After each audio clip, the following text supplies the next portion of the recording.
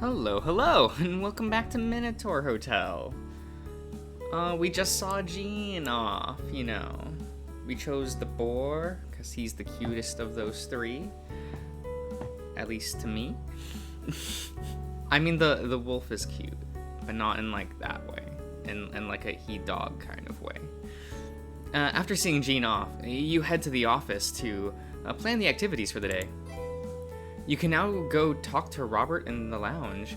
You can select this activity in the daily agenda screen.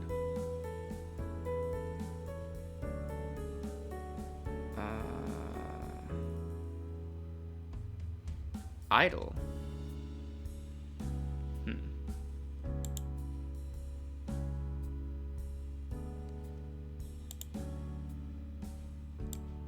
Oh, okay.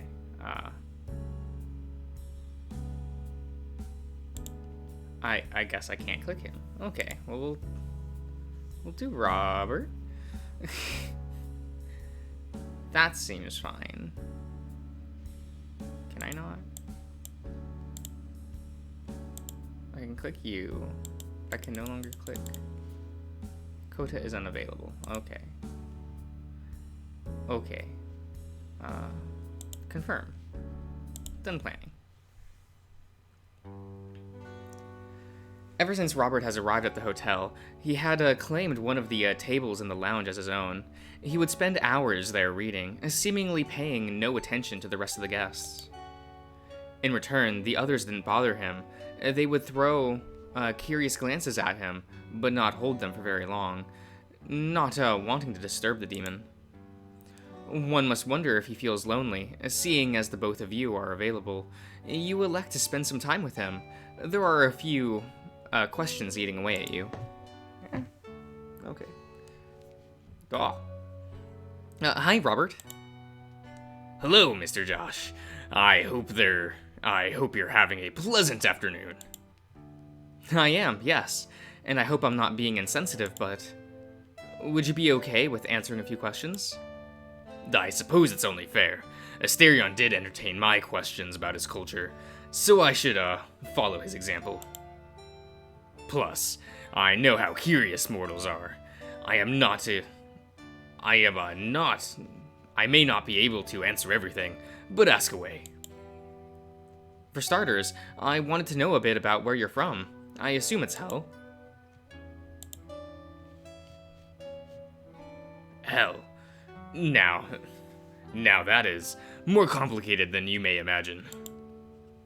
Pardon the pun, but afterlife affairs are nothing short of labyrinthian. I am from Hell. There are many, you see, and each one is different in its own way. There are the ancient ones, Sheol and Hades, for instance, and many more which came to be over the ages. This includes the what most would expect of the current monotheistic belief system. There is no single afterlife and no single hell. The one I belong to is a recent one, perhaps the youngest of the hellish realms. It may surprise you, but it only existed since the 40s. Oh, I didn't expect that. Least of all that there'd be such a, let's say, young hell, if you don't mind me asking. What's it like there? Excuse me. Wretched, as one would expect.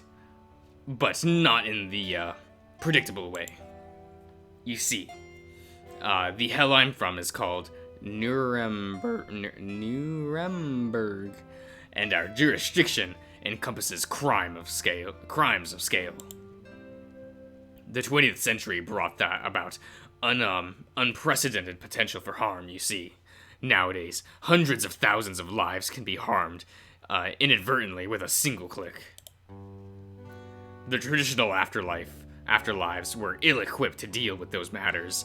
The chain of cause and effect is too long. The circumstances too important.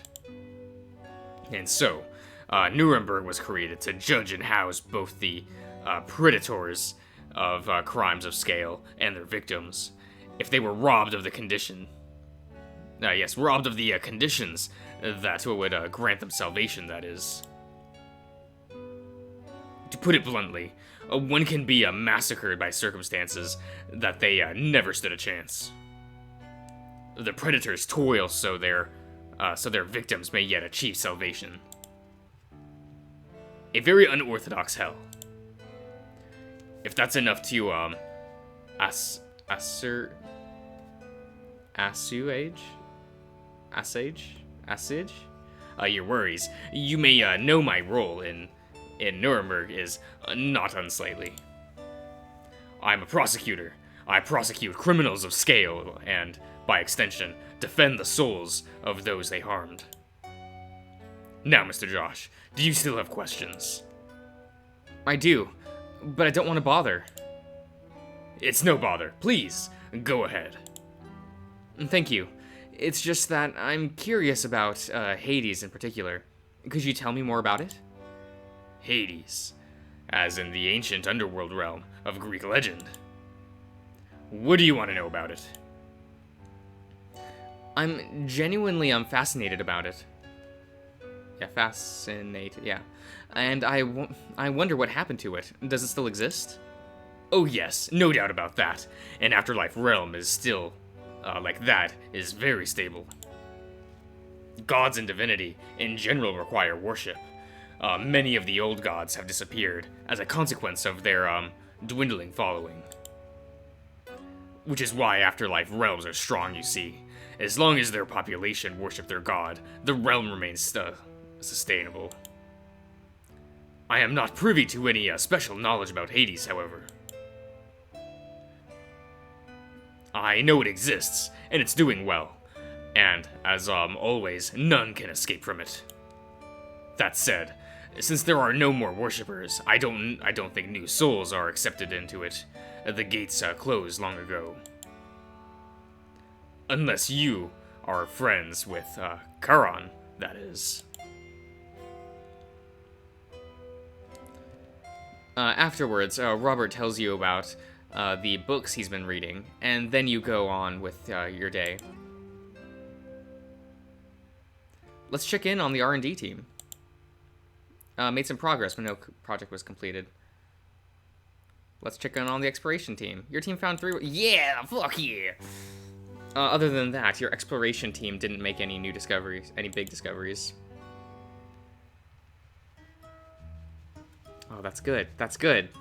No, I am fine. Really, I am. The air around Hestia's fire smells like sunlight on a carefree day. Asterion's fur, warmed by it, takes on the a soft scent of dust, sweat, and sea salt. You kneel beside him to watch as his latest sacrifice is taken by the sacred flame. You place a hand on his knee as your warmth seeps through the Minotaur's clothing. He slouches his shoulders and releases his held breath.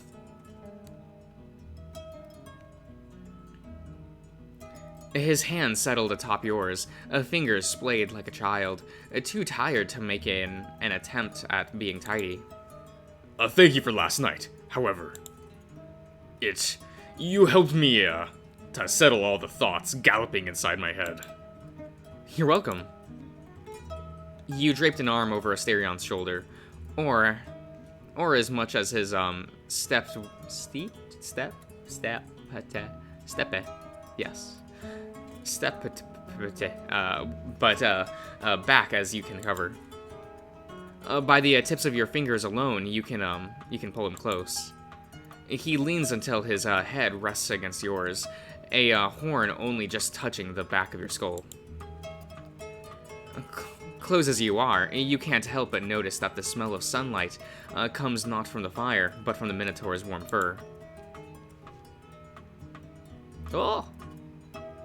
But peace cannot last. A pair of sticky feet plap up onto yours and Asterion. He grasps Asterion's index fingers and tugs on it. Asterion! Mr. Asterion! Yes, Gruggy. The lyre. Can you play for us? Zipito wants to dance. No, I would love to, but I'm afraid my songs do not go well with dancing. But the kobold cannot appreciate such things as mood or context. Even a funeral dirge can be a real toe tapper to the untrained ear. Besides, the Minotaur's plinplones, okay, are sweet enough on their own. And surely the little deer reasons to himself, dancing will only enhance them. Gruggy tugs on Asterion's finger again. Please! You and Asterion exchange a glance. Together you get up and return to your quarters to retrieve the Minotaur's lyre. On the way there, each of you hold one of Gruggy's hands, as though he were your own child. You lift him up a few inches from the ground and swing him gently to and fro. Oh, that's so cute. His delighted giggles patter through the infinite hallways of the hotel, banishing old pains.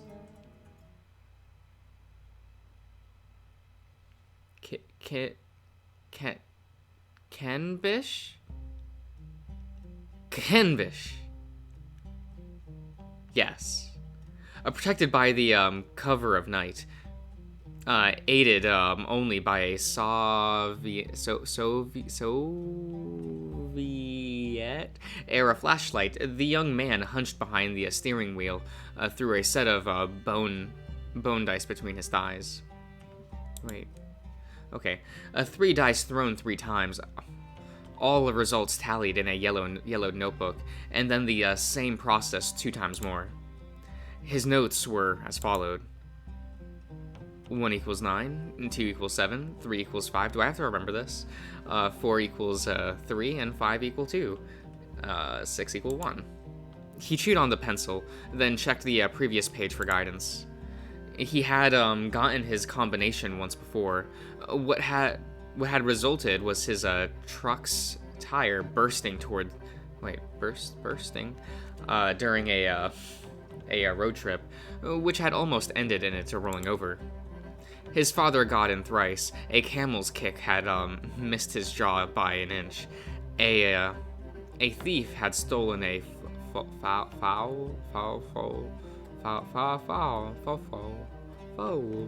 during the night. His dog had disappeared for 2 weeks.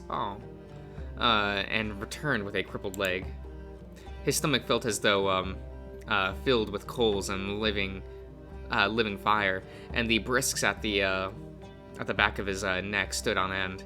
He could give up and return home. His father would compliment his prudence. But there was one final calculation to be made: money. As bad as his luck was, the risk was worth it, considering the scale of his family's needs. The young man closed his eyes and swallowed the wild lightning, which threatened to spill from his throat. One by one, he pushed aside all thoughts of disgrace and tragedy, until his hands became steady enough to hold the steering wheel. And off he went. Rainbow. The young man drove through the vast desert. Yes, desert and regal plain, framed left and right by the snow-capped mountains of his homeland.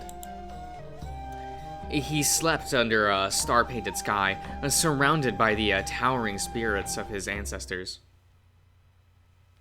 and the lovely country of his Mongolia. Okay.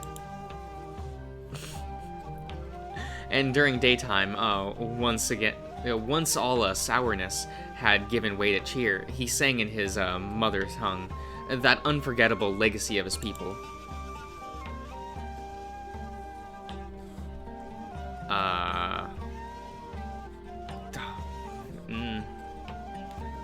How would he talk? Oh no. Wide are the steeps so noble. Wide are the steeps so noble, white the covering mists that lift to the clouds. I feel like he would have a more guttural voice. I don't know. Oh, my grands. I'm sorry, guys. I have a very limited range, and there's a lot of characters.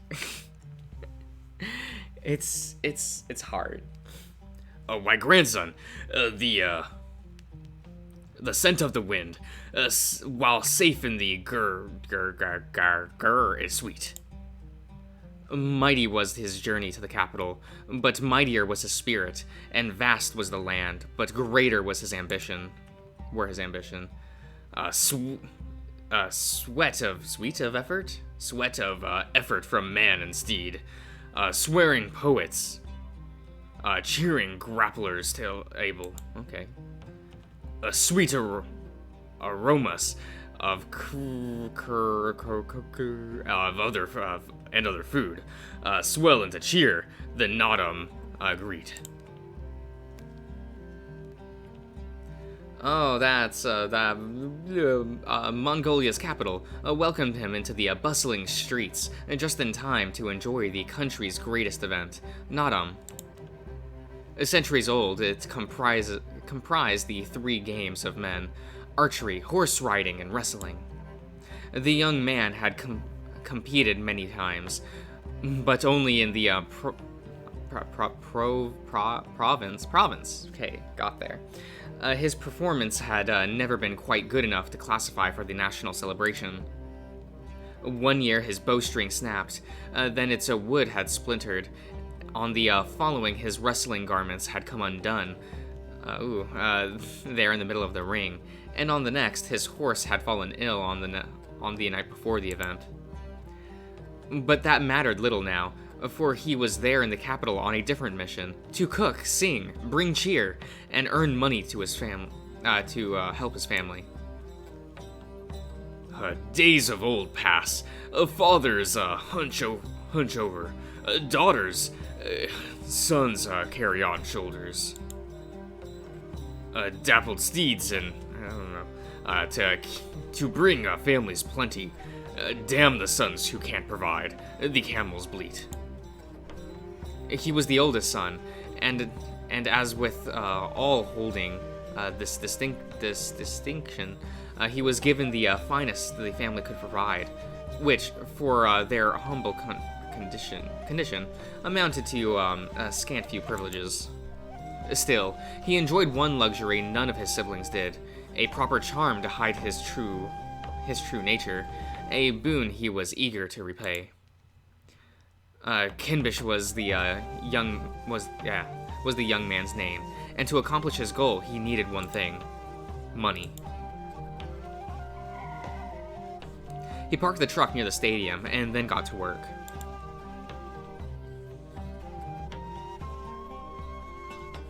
He set his stall and gave every tool its proper inspection.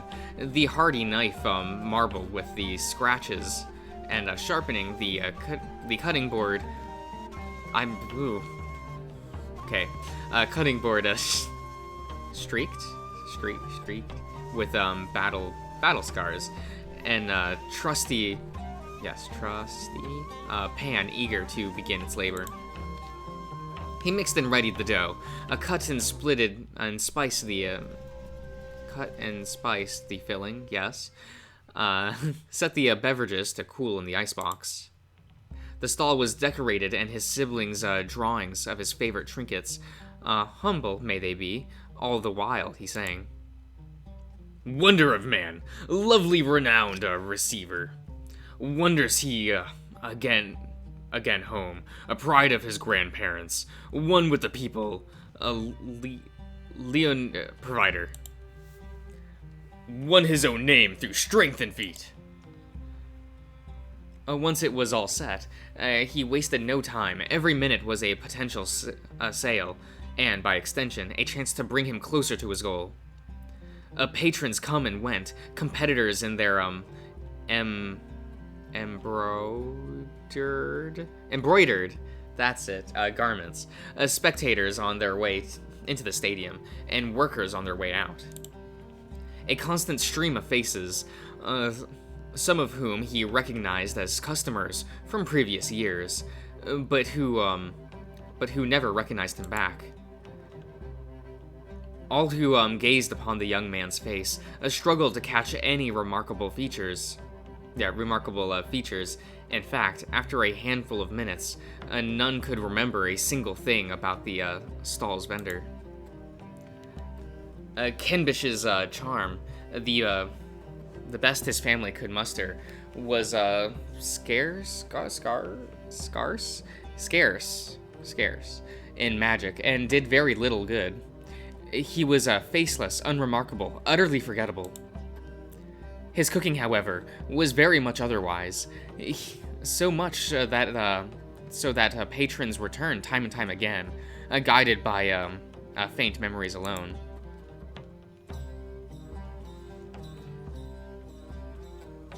Anyway, always they found the same service, well into the night, which was when a familiar face rose from the crowd.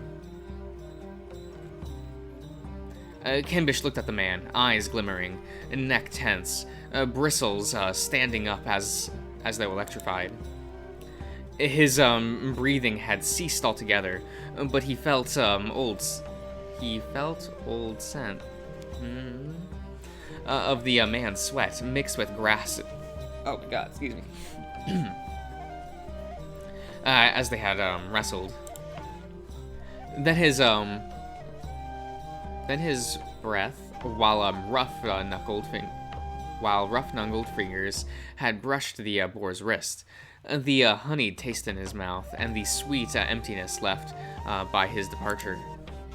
The man looked in Kenbish's general direction. He drew a breath and swallowed the coal of living fire stuck in his throat. Oh, that's a cute face. The boar dreamt that he would be recognized this time, and indeed their eyes met, and gaze lingered, hair stood on end. And apprehension covered the man's face, as this stranger stared at him so fixatedly, like he was expecting something. The boar's stomach dropped, but before the coals could burn anew, he spoke.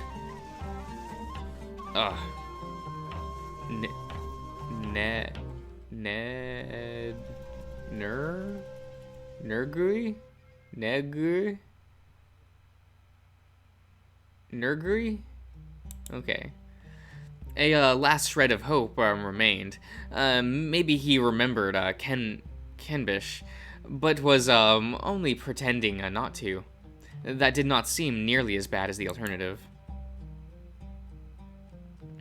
Do I know you? Yes, we came from the same province. We wrestled back home 2 years ago. You beat me. And nothing. Nergui's face remained the same, mouth hanging open, brows furrowed, eyes shifting left and right in search of a lost memory. But Kenbish was nothing if not a gracious host. Before any humiliation could arise, he gave, God, I'm trying to... Is it Nergui? Okay. A way out. You treated me to a drink back then. I understand if you don't remember me, but I promised I'd give you the same courtesy. That perks him right up, for what a hot-blooded man would reject such an offer.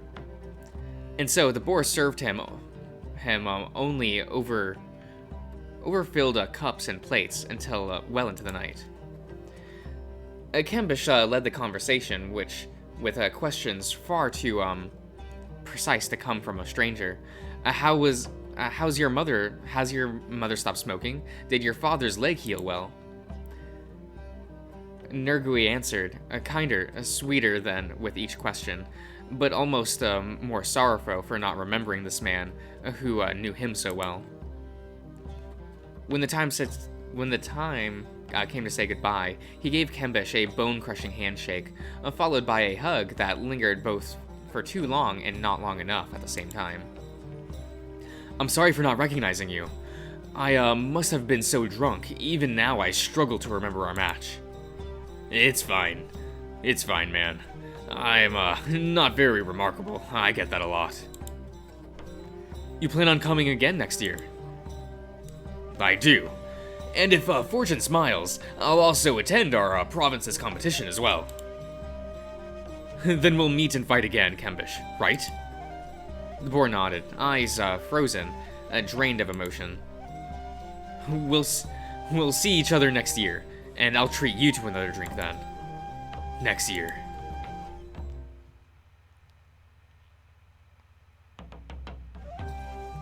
The night went on with